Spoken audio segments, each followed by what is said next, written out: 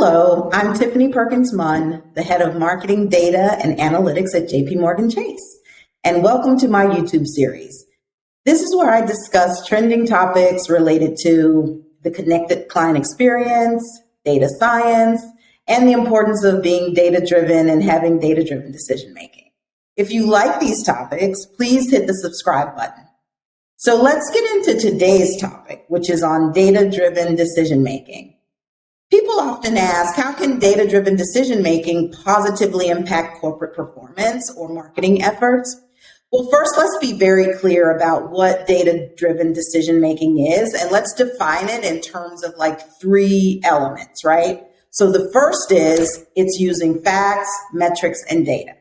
The second is that it has the goal of guiding strategic business decisions. And the third is that you want to make sure that it's aligned to a function like marketing's goals, objectives, and initiatives. So in general, there are 5 benefits of data-driven decision-making. And the very first one is consistency, right? So let's stop guessing. Let's stop using intuition alone. The decision-making process should be established and airtight, right? How many of you work in organizations where an important person leaves and all of a sudden it's like, oh my God, what do we do?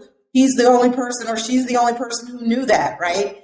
In data-driven decision-making, it doesn't matter who's in charge of this process because it means that they're using the same data and following the same process as their predecessors. The second point or benefit of data-driven decision-making is that it makes decision-making fast, agile, and quick. I've spoken to so many companies who say that it takes 2 weeks or more for processing. And processing, when it takes that much time, really means that answers are stale by the time you get them. So you really want fast, agile, quick decision making. The third benefit is transparency, right? It lessens the likelihood of derailment because of miscommunication. Everyone is singing from the same songbook, so to speak. The fourth is that it challenges the status quo, which is so important. When you get into conducting experiments, you actually position yourself to say, you know what, that doesn't work anymore. And you have the quantitative firepower from your experiment to actually prove it.